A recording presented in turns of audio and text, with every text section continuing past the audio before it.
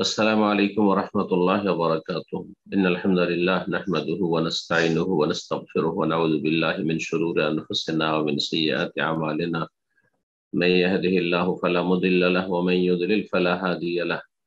وأشهد أن لا إله إلا الله وحده لا شريك له وأشهد أن محمدا عبده ورسوله صلى الله تعالى عليه وعلى آله وصحبه وسلم تسليما كثيرا. আম্মা বাদ। সম্মানিত শ্রোতা দর্শক মন্ডলী, আল্লাহ রাব্বুল আলামিনের প্রশংসা এবং প্রিয় নবী সাল্লাল্লাহু আলাইহি ওয়াসাল্লামের উপর সালাত ও সালামের পর আজ 9 রবিউল আউয়াল 1445 হিজরি মোতাবেক 24 সেপ্টেম্বর 2023 আমাদের ধারাবাহিক আলোচনা ফিকহুস সালাত, সালাতের মাসাইল, পর্ব নম্বর 14। আজকে আলোচনার বিষয়বস্তু সালাতের পদ্ধতি বা বিবরণ সম্পর্কে। কয়েকটি পর্ব ইনশাআল্লাহ তাআলা ধারাবাহিক আলোচনা এর উপরই হবে, কারণ একদিন আমরা এই অল্প সময়ে সালাতের পদ্ধতি আলোচনা করে শেষ করতে পারবো না। সুতরাং আমরা আজকে প্রথম আলোচনা শুরু করছি সালাতের পদ্ধতি সম্পর্কে। মহান আল্লাহ রাব্বুল আলামিন প্রত্যেক মুসলিম নর এবং নারীর উপর 5 ওয়াক্ত সালাত দিন রাতে ফরজ করেছেন। সাবালক মুসলিম নর হোক অথবা নারী হোক, সুস্থ বিবেক সম্পন্ন মানুষের উপর আল্লাহ রাব্বুল সালাত ফরজ করেছেন। নাবালকদের উপর ফরজ নেই, তবে তারা যদি আদায় করে, নাবালক যদি তার এতটুকু ক্ষমতা থাকে যে সালাত এবং সালাতের বাইরের কাজকর্মের মাঝে সে তামিজ পার্থক্য করতে পারে, তাহলে তার সালাত শুদ্ধ হবে, যদিও তার উপর ফরজ নেই। এবং তরবিয়তমূলক রাসূলুল্লাহ সাল্লাল্লাহু আলাইহি ওয়াসাল্লাম 7 বছর থেকে সালাতের নির্দেশ দিতে বলেছেন ছেলে মেয়েদেরকে, অথচ 7 বছরে কেন 10 বছরেও ছেলেরা সাবালক হয় না। সাধারণত 14-15 না হলে মেয়েরা অনেক সময় 9-10 বছরের সাবালিকা হতে পারে। এই 5 ওয়াক্ত সালাতের নাম হচ্ছে যোহর, আসর, মাগরিব, ইশা, ফজর। যখন সালাত সম্পাদনে ইচ্ছুক হবেন একজন মুসলিম ব্যক্তি, তখন ওযু না থাকলে ওযু করবেন, তারপরে কিবলামুখী হয়ে দাঁড়াবেন, সুতরা লাগিয়ে নেবেন এবং সুতরার কাছাকাছি দাঁড়াবেন। সুতরার মাঝে এবং মুসল্লি যেখানে দাঁড়াবেন তার মাঝে 3 হাত থাকবে, 3 হাত জায়গা থাকবে। এবং সেজদার জায়গা যেটি হবে, যেখানে সেজদা করবে মুসল্লি একজন, এবং সুতরা যেখানে দাঁড় করবেন তার মাঝে এতটুকু জায়গা হবে যাতে একটি ছাগল পারাপার করতে পারে, অর্থাৎ 1 বিঘত। সুতরা এবং মুসল্লির মাঝখান দিয়ে কোনো মানুষ যদি অতিক্রম করতে চায়, তাহলে তাকে বাধা দেবে, তাকে পারাপার করতে দেবে না। কোন ব্যক্তি যদি সূত্রার মাঝে এবং মুসল্লির মাঝখান দিয়ে পারাপার করে, তাহলে সেই ব্যক্তি গুনাহগার। এবং এই ক্ষেত্রে রাসূলুল্লাহ সাল্লাল্লাহু আলাইহি ওয়াসাল্লাম কঠোর বাণী উচ্চারণ করেছেন। আবু জুহাইম রাদিয়াল্লাহু তাআলা আনহু বলেন, রাসূলুল্লাহ সাল্লাল্লাহু আলাইহি ওয়াসাল্লাম বলেছেন, লাউ ইয়ালামুল মারু বাইনা ইয়াদাইল মুসাল্লি মাজা আলাইহি, যদি মুসল্লির সামনে দিয়ে অতিক্রমকারী জানতো যে তার উপর কত গুনাহ রয়েছে, তার উপর কত গুনার বোঝা চাপবে যদি মুসল্লির সামনে দিয়ে পারাপার করে, লাকানা ইয়াকিফ 40, তাহলে 40 বছর তার জন্য সেখানে থেমে থাকা খায়রাল লাহু, শ্রেয় হতো, মিন আইয়ামুরা বাইনা ইয়াদিহি, মুসল্লির সামনে দিয়ে পারাপার করার চাইতে। প্রয়োজনে 40 বছরও যদি দাঁড়িয়ে থাকতে হয়। নবী সাল্লাল্লাহু আলাইহি ওয়াসাল্লাম 40 বলেছেন, বর্ণনাকারী সন্দেহ হয়েছে 40 থেকে 40 দিন না 40 বছর ইচ্ছা করলেন। উদ্দেশ্য, দীর্ঘ সময় যদি মানুষকে অপেক্ষা করতে হয়, তবু অকারণে মুসল্লির সামনে দিয়ে কাছাকাছি জায়গায়, যেমন মুসল্লির সালাতের জায়গা যতটা, সালাতের জন্য যতটা অধিকার, এই 3 হাতের মাঝখান দিয়ে যেন পারাপার না করে। কিন্তু কোনো ব্যক্তি তার অজ্ঞতার কারণে গোটা মসজিদ যদি দখল করে থাকে, আজকাল যেমন অনেকে সুন্নত পড়েন মসজিদে পিলারের কাছাকাছি, কোন একটি আড়ের কাছাকাছি, দেয়ালের কাছাকাছি দাঁড়িয়ে সুন্নত পড়তে পারবে, অথবা সামনে মুসল্লি আছে, সে মুসল্লি যেন তার সুতরা এই নিয়ত করে সুন্নত পড়বে না। খোলা ফাঁকা মসজিদ পড়ে আছে আর সেখানে পেছনে দাঁড়িয়ে সালাত আদায় করছে, পেছন দিকে, সামনের দিক দিয়ে অতিক্রম দূর দিয়ে করলে কোনো অসুবিধা নেই, তার সালাতের জায়গা হয়ে অতিক্রম করবে না। বুখারী মুসলিমের হাদিস। যিনি সালাত আদায় করতে ইচ্ছুক যে এখন আমি সালাতে দাঁড়াবো, তিনি অন্তর থেকে নিয়ত করবেন। নিয়ত করা ফরজ শর্ত, কিন্তু অন্তর থেকে করতে হবে। আর অন্তরে নিয়ত করে তারপরে তাকবীরে তাহরিমা দিতে হবে আল্লাহু আকবার বলে। আল্লাহু আকবারই বলতে হবে, এছাড়া অন্য কোনো বাক্য আল্লাহু কবীর, আল্লাহু আজিম, আল্লাহু আজম অথবা অন্য কিছু এটি জায়েজ নয়, বিদআত। নবী সাল্লাল্লাহু আলাইহি ওয়াসাল্লাম কখনো আল্লাহু আকবার ছাড়া অন্য কোনো বাক্য উচ্চারণ করে সুবহানাল্লাহ বলেননি, আলহামদুলিল্লাহ বলেও করেননি।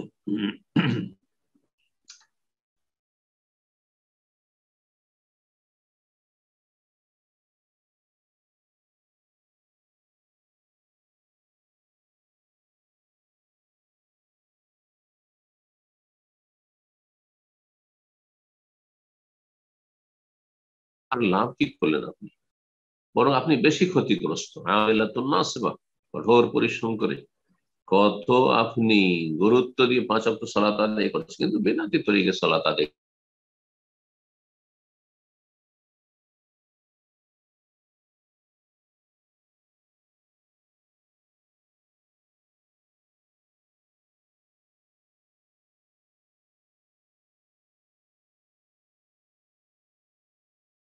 ওখানে তকবীরে তাহরিমার সাথে রফুল ইয়াদাইন করা সবার মতে সুন্নাত, হানাফি মাযহাবেও সুন্নাত তকবীরে তাহরিমার সময়।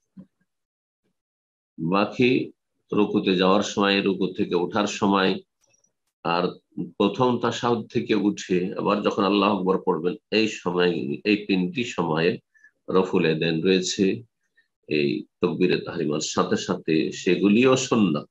সেগুলি সুন্নাত ইমাম আহমদ, ইমাম মালিক, ইমাম শাফি এবং মুহাদ্দিসিনদের মাযহাবে এবং সহিহ হাদিস দ্বারা প্রমাণিত সাহাবায়ে কেরামদের এর উপরে আমল ছিল। এর বিপরীত হাদিস যে একটি দুটি রয়েছে, সেই হাদিসগুলি দুর্বল, সহিহ নয়। জি, সহিহ হাদিস রাসূলুল্লাহ আজীবন রফুল ইয়াদাইন করে 2 হাত উত্তোলন করে সালাত আদায় করেছেন। সুতরাং সেটি সুন্নাত। যারা এর রফুল ইয়াদাইন করে না তারা সুন্নত ত্যাগ করলো। আর সুন্নত ছেড়ে দিলে যত সুন্নতে ঘাটতি হবে, সুন্নত ছাড়বেন তত নেকি কমবে। নেকি কমবে, সালাত হয়ে যাবে কিন্তু নেকি কমে যাবে। আপনি কেন সুন্নত ছাড়ছেন? আপনি মযহাবে গোলামের জন্য ছাড়েন, তাহলে আপনি অন্যায় কাজ করলেন। রাসূলুল্লাহ সাল্লাল্লাহু আলাইহি ওয়াসাল্লামের তরিকাকে বাদ দিয়েছেন আপনি মানুষের ব্যক্তি মতামতকে প্রাধান্য দিয়ে, এটি একটি গুমরাহি।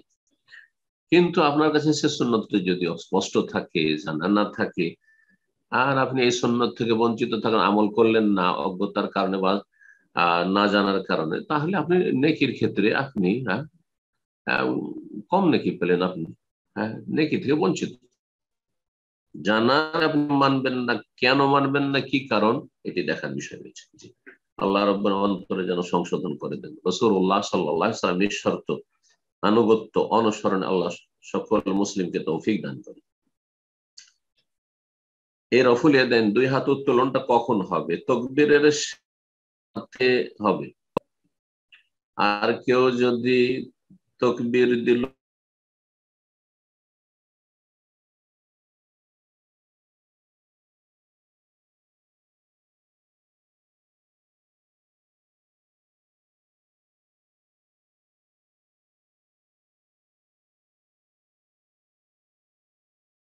এরকমই জায়েজ লিখেছেন লেখক।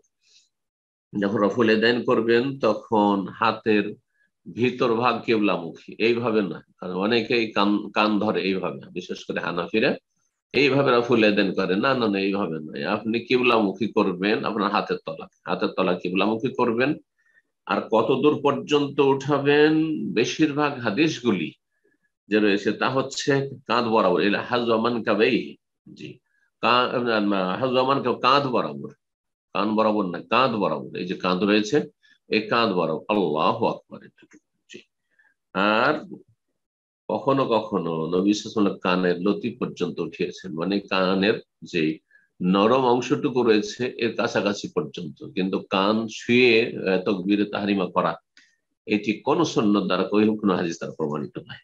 বরং সালাফদের জামানায়, মুহাদ্দিসিনদের জামানায় বেদাত মনে করা হইতো এবং বেদাতি মনে করা হইতো, আর বেদাতিকে চিহ্নিত করা হইতো যারা কান ছুঁয়ে এইভাবে আপনার তাকবীরে তাহরিমা দিত।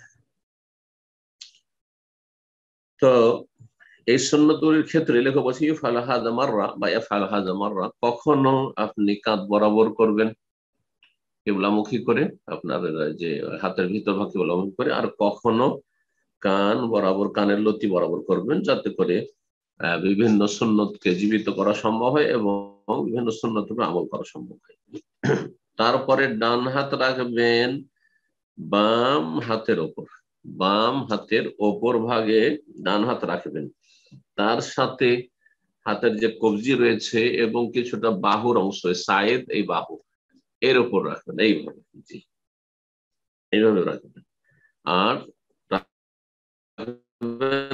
ডান হাতকে বাম হাতে সিনার বুকের উপর রাখবেন, বুকের নিচে নয়, পেটের উপর নয়, আর নাভির নিচে নয়। সহি সুন্নাহ দ্বারা প্রমাণিত 4টি হাদিস এই মর্মে রয়েছে, আল্লাহ রাহিমাহুল্লাহ হাদিস করে নিয়ে এসেছেন। একটি আরেকটি সমর্থক হাদিস যে সিনার বুকের উপর হাত বাঁধতে হবে, সোজা হয়ে যদি দাঁড়ায় তাহলে সহি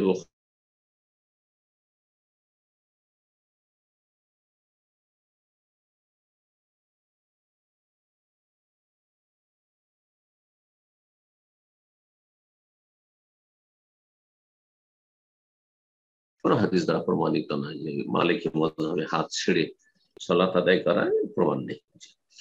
এটি তাদের ইজতিহাদি ভুল। আল্লাহ সংশোধন করা সকলকে তৌফিক দান করুন।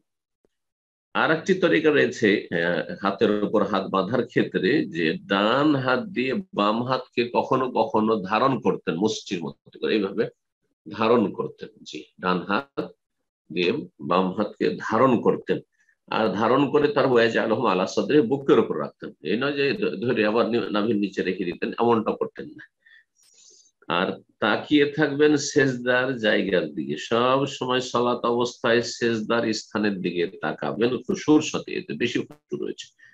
একমাত্র যখন আত্তাহিয়াতে বসবেন, তাশাহুদে বসবেন, আর আপনি আঙ্গুল দিয়ে ইশারা করে দোয়া করবেন, সেই সময় তাশাহুদের বৈঠকে শাহাদাতের যে আঙ্গুল রয়েছে এই তর্জনী, সে তার দিকে তাকাবেন। যেমন হাদিসে রয়েছে লা ইউজাউযু বাসারুহু ইশারাতাহু, নবী সাল্লাল্লাহু আলাইহি সাল্লামের দৃষ্টি তার হাতের আঙ্গুলের ইশারা ছাড়া অন্য দিকে অতিক্রম করতেন না। এই অবস্থায় বাকি সালাতের শুরু থেকে শেষ পর্যন্ত সেজদার স্থানে নজর রাখবেন।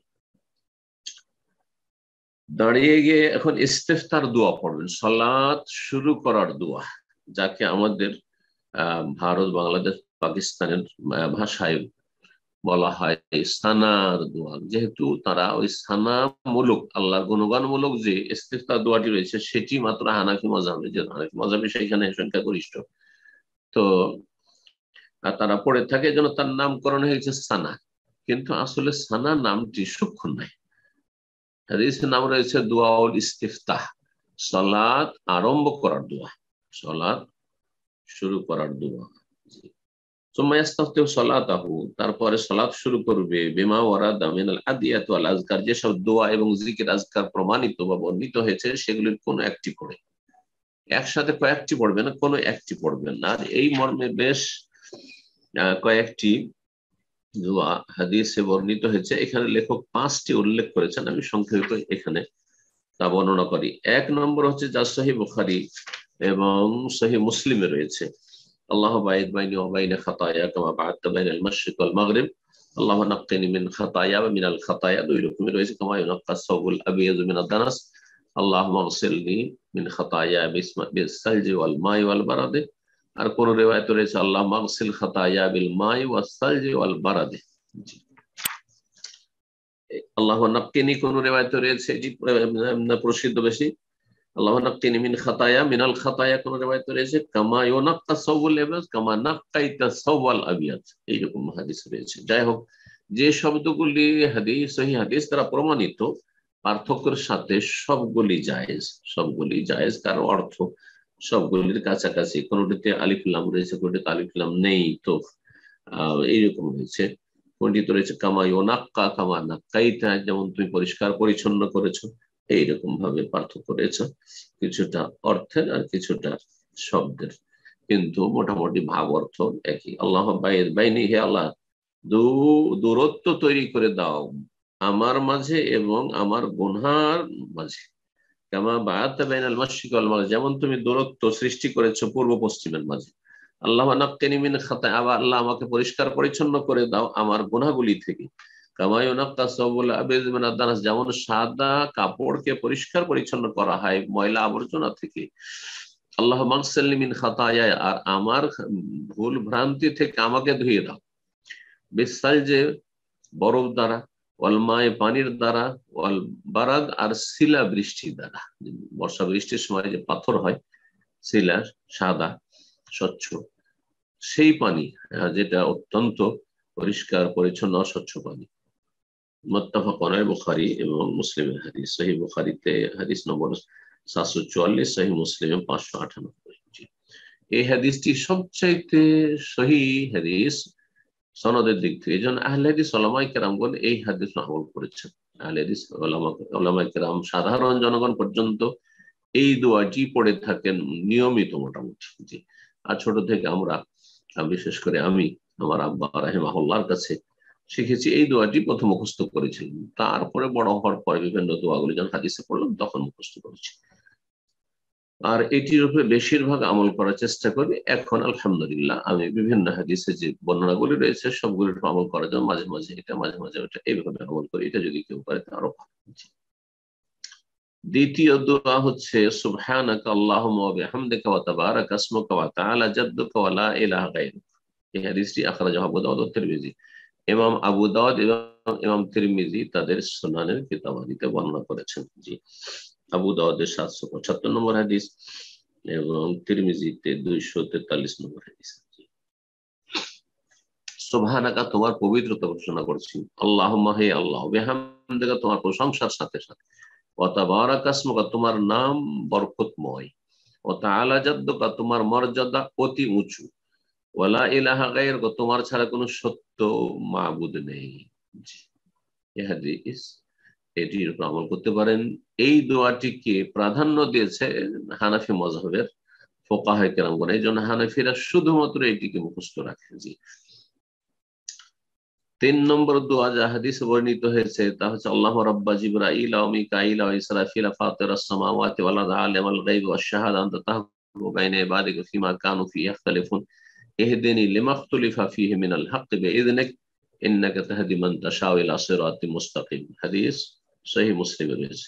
হাদিস সহিহ মুসলিমে রয়েছে, হে আল্লাহ, তুমি জিবরাইল, মিকাইল, ইসরাফিলের রব, প্রতিপালক, পালন কর্তা, ফাতিরাস সামাওয়াতি ওয়াল, আসমান জমিনের সৃষ্টিকর্তা, আলিমাল গায়ব ওয়াশ শাহাদা, দৃশ্য অদৃশ্য সম্পর্কে জ্ঞানী, আনতা তাহকুমু বাইনা ইবাদ, তুমি তোমার বান্দাদের মাঝে চূড়ান্ত ফয়সালা করে থাকো, ফিমা কানু ফিহি ইখতালিফুন, যে বিষয়গুলিতে মানব জাতি বা জিন জাতি মতবিরোধ সৃষ্টি করে থাকে, ইহদিনি লিমা ইখতালাফা ফিহি মিনাল হাক্কি বিইذনিক, তোমার ইচ্ছাই, তোমার আদেশে যে সত্য সম্পর্কে মানুষরা বিভিন্ন মতে বিভক্ত হয়েছে, সেই ক্ষেত্রে আমাকে তুমি সঠিক পথ প্রদর্শন করো, অর্থাৎ আমাকে সঠিকটা জানার এবং মেনে নেওয়ার তৌফিক দান করো।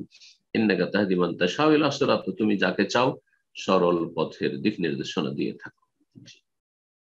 এছাড়া 4 নম্বরে যে দোয়াটি রয়েছে সেই দোয়াটি ইমাম শাফি বা শাফি মাযহাবের উলামায়ে কেরামগণ, ফুকাহায়ে কেরাম সেটিকে প্রাধান্য দিয়েছেন।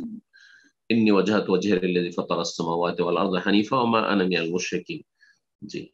তো তারপরে কোন কোন রিওয়ায়াতের সাথে আরো লা শারিকা লাহু বিযালিকা ওয়া আনা মিনাল মুসলিমিন, এই রিওয়ায়াতটিকে আর তারা প্রাধান্য দিয়েছেন, তবে এটিও জায়েজ। আর এইটিকে হানাফিরা ভুল করে তারা জায়নামাজের দোয়া নামকরণ করেছে, আর সেটা তাকবীর তাহরিমার আগেই পড়ে থাকে দিয়ে এইভাবে তারা একটি বিদআত আবিষ্কার করেছে।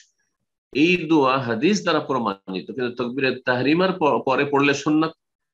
আর সেটি ইস্তিফতার দোয়া, সালাত শুরু করার দোয়া, সুবহানাকা আল্লাহুম্মা ওয়া বিহামদিকা না পড়ে, আল্লাহ বাইদ বাইনি না পড়ে, অথবা অন্য কোনো দোয়া যেগুলো আছে সেগুলো না পড়ে ইন্নী ওয়াজহাতু ওয়াজহিয়া লিল্লাযী ফাতারাস সামাওয়াতি ওয়াল আরদ পড়লেন। হাদিস সহিহ মুসলিম, স্পষ্ট সহিহ মুসলিমে রয়েছে, দুইবার করে হাদিসটি এসেছে।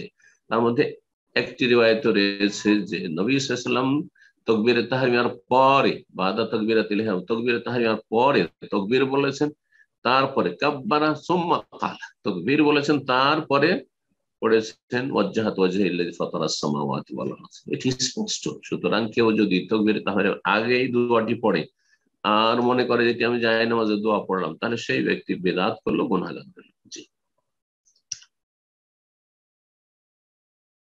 এটি ছিল 4 নম্বর সহিহ মুসলিমের হাদিস, যেমনটা বললাম। 5 নম্বর আরেকটি রিওয়ায়াত সহিহ মুসলিমে রয়েছে, আল্লাহু আকবার কবীরা ওয়ালহামদুলিল্লাহি কাসীরা ওয়া সুবহানাল্লাহি বুকরাতান ওয়া আসীলা। জি, সহিহ মুসলিম 601 নম্বর হাদিস। জি, এছাড়া আরেকটি রিওয়ায়াত রয়েছে 6 নম্বর, তা হচ্ছে আলহামদুলিল্লাহ হামদান কাসীরান তাইয়িবান মুবারাকান ফি। এটিও সহিহ মুসলিমে রয়েছে 600 নম্বর হাদিস। তো এই যে বিভিন্ন রিওয়ায়াতগুলি রয়েছে, এগুলি বিভিন্ন সময়ে আমল করবে। আর নফল আর সুন্নতে আর তাহাজ্জুদে নাই। হানাফি মাযহাবের ফুকাহায়ে কেরামগণ শুধুমাত্র ফরজের জন্য একটিকে খাস করেছে, বলছে ফরজের শুধু সুবহানাকা পড়তে হবে, আল্লাহু ওয়া তাবারাকা ইসমুকা পড়তে হবে। আর বাকিগুলি সম্পর্কে তারা তাবিল, ভুল ব্যাখ্যা করে মানুষকে বুঝিয়ে থাকে যে এগুলি ওই সুন্নত নফলে আপনি তাহাজ্জুদে পড়েন না, এমন কথা নেই। আসলে ফরজ সালাতে আবু হুরায়রা রাদিয়াল্লাহু তাআলা আনহু জিজ্ঞাসা করছেন, তার জিজ্ঞাসা থেকে সুস্পষ্ট হয় যে আরায়তা সুকুতাকা বাইনা তাকবীর ওয়াল কিরাতি, তাকবীর তাহরিম আর কিরাতের মাঝখানে যে আপনি নীরব থাকেন, মাযা তাকুলু ফি, কি বলেন আপনি? তখন নবী সাল্লাল্লাহু আলাইহি ওয়াসাল্লাম বলেন আকুলু, বলি আল্লাহ বাইদ বাইনি ওয়া বাইনা খাতায়াকা ওয়া বাতিল। স্পষ্ট যে রাসূলুল্লাহ ফরজ সালাতে আল্লাহ বাইদ বাইনি পড়তেন। এই ইস্তিফতার দোয়া পড়ে নেওয়ার পরে মনে মনে বলবেন আপনি, মনে মনে মানে এই নয় যে শুধু অন্তরে বলবেন, বরং জিহ্বা নড়িয়ে, ঠোঁট নড়িয়ে বলতে হবে, উচ্চ স্বরে নয়। আউযু বিল্লাহি মিনাশ শাইতানির, ইস্তিআযা, আল্লাহর কাছে বিতাড়িত শয়তান থেকে আশ্রয় চেয়ে নিতে হবে। আউযু বিল্লাহি মিনাশ শাইতানির রাজিম, যেহেতু আপনি কোরআন তেলাওয়াত করতে যাচ্ছেন। আর যদি কোনো ব্যক্তি বলে তার সাথে আর একটু বড় ইস্তিআযার দোয়া, আল্লাহ আউযু বিল্লাহি সামিল আলিম মিনাশ শাইতানির রাজিম মিন হামজিহি ওয়া নাফখিহি ওয়া নাফসিহি, মিন হামজিহি শয়তানের ওয়াসওয়াসা কুমন্ত্রণা থেকে, ওয়া নাফখিহি শয়তানের অহংকার থেকে, দাম্ভিকতা থেকে, ওয়া নাফসিহির ব্যাখ্যা করেছেন ভাষ্যকারগণ হাদিসের যে শয়তানের কাব্য রচনা থেকে, শয়তানের বিভিন্ন রকমের মন্ত্রতন্ত্র, এসব আসলে বোঝাচ্ছে যত রকম অনিষ্ট হইতে পারে জিন শয়তানের, এই বিতাড়িত জিন শয়তানের যাবতীয় অনিষ্ট থেকে আমি মহান আল্লাহর আশ্রয় গ্রহণ করছি, যিনি সর্বশ্রোতা সর্বজ্ঞ। হাদিস আবু দাউদ এবং তিরমিজিতে রয়েছে এই মর্মে, এবং হাদিসটি হাসান।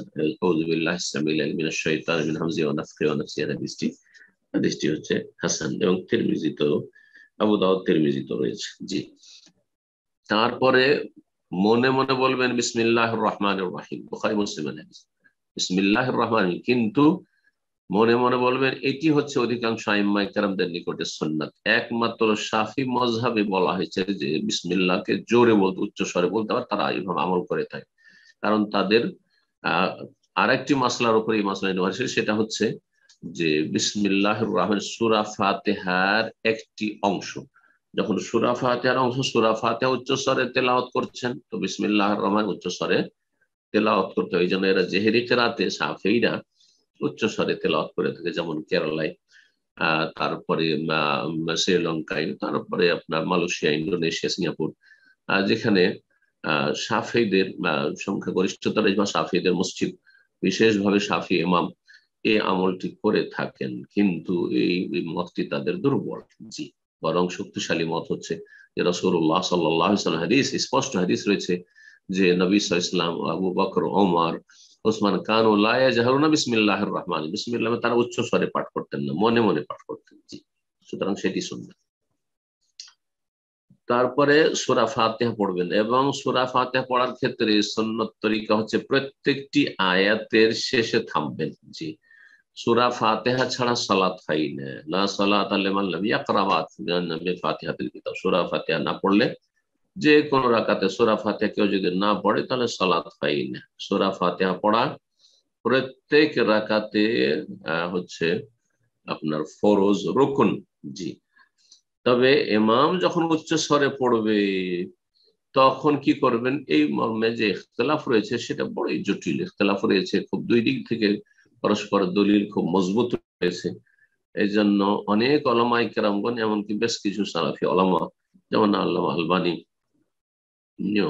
বলছেন যে যখন শুনবেন, ইবনে তাইমিয়া তারা বলছেন যে যখন শুনবেন তখন শুনে নেওয়াই যথেষ্ট, আর পড়বেন না উচ্চ স্বরে। কিন্তু যখন উচ্চ স্বরে না, উচ্চ স্বরে ছয় রাকাতে ফরজ সালাত 17 রাকাতের ভেতরে উচ্চ স্বরে 6 রাকাতে আপনি তেলাওয়াত শুনছেন মুক্তাদি হিসাবে, ইমাম পড়ছেন আপনারা শুনছেন, কিন্তু বাকি যে 11 রাকাত তাতে তো শুনছেন না। সুতরাং এই 11 রাকাতে অবশ্যই পড়তে হবে, এই মতটি বেশি শক্তিশালী।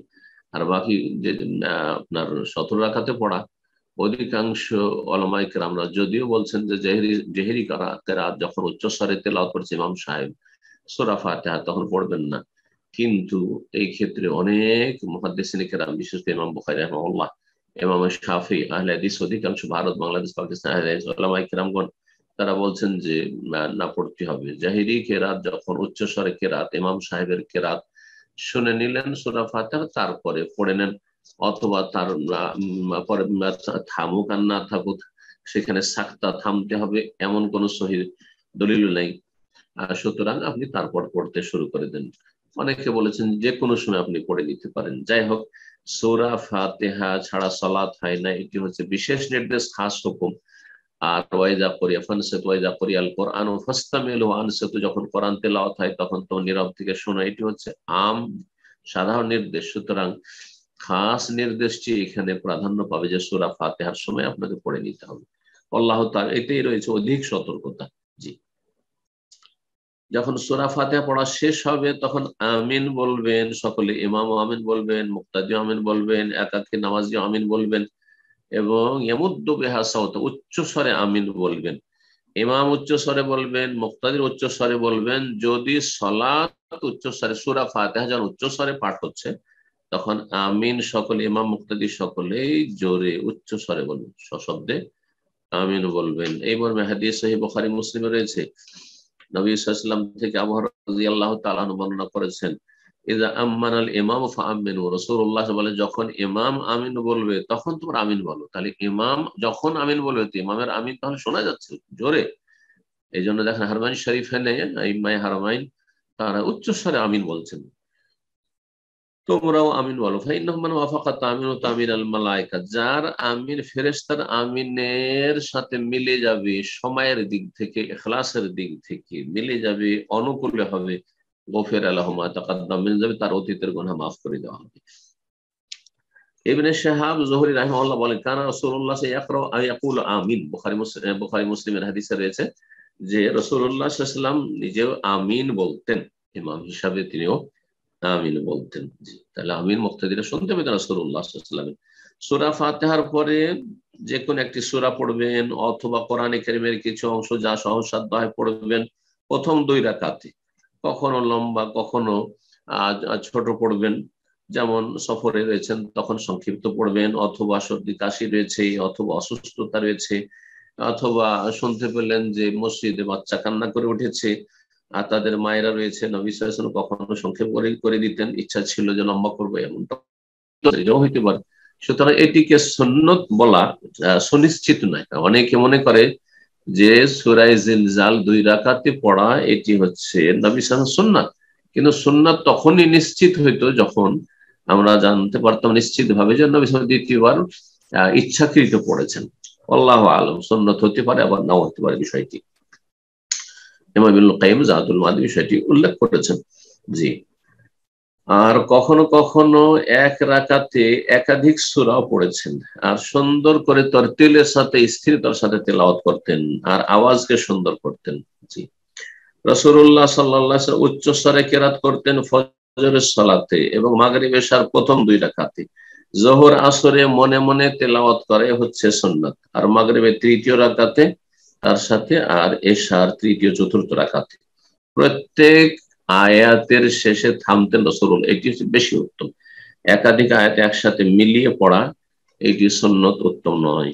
এখানে আজকের আলোচনা শেষ করছি। রব্বুল আলামিন যেন আমাদের নেক আমল কবুল করেন, আমাদের সকলের এলমে আমলে দিন দুনিয়া যেন বরকত দান করেন। বিশেষ করে যেসব ভাই বোনেরা আমাদের সাথে থাকলেন এবং তারা শুরু থেকে থাকার চেষ্টা করেন, তাদের জন্য বিশেষভাবে দোয়া করি। আল্লাহ রব্বুল আলামিন তাদের এলম বৃদ্ধি করে দেন। রব্বে জিদনা ইলমা, আল্লাহ আমাদের এলম বৃদ্ধি করে দাও এবং কোরআন সুন্নাহ ভিত্তিক ওহী ভিত্তিক আমলের তৌফিক দান করো। এবং আমাদের দিনী ভাইরা যারা বিভিন্ন জায়গা থেকে প্রতিকূল অবস্থায় থেকে এই ফিতনার যুগে দিন শিখছেন এবং দিনের প্রতি আমলের চেষ্টা করছেন, দিনের প্রচার প্রসারে অংশ নিচ্ছেন, আল্লাহ রব্বুনা তাদেরকে যেন উত্তম জাযা দান করেন, বদলা দান করেন এবং দুনিয়া আখিরাতের সমস্ত অনিষ্ট থেকে আল্লাহ রাব্বুল আলামিন যেন হেফাজত করেন, জান্নাতের পথে রাখেন। যারা দুনিয়ায় রয়েছেন তাদেরকে আল্লাহ রাব্বুল আলামিন জান্নাতের পথে অবিচল রাখেন। তারা দুনিয়া থেকে চলে গেছেন ঈমান অবস্থায়, তাদেরকে জান্নাতুল ফিরদাউস দান করে, তাদের গুনাহ খাতা মাফ করেন। ওয়া সাল্লাল্লাহু আলা নবিয়িনা মুহাম্মদ ওয়া আলা আলিহি ওয়া সাহবিহি আজমাইন।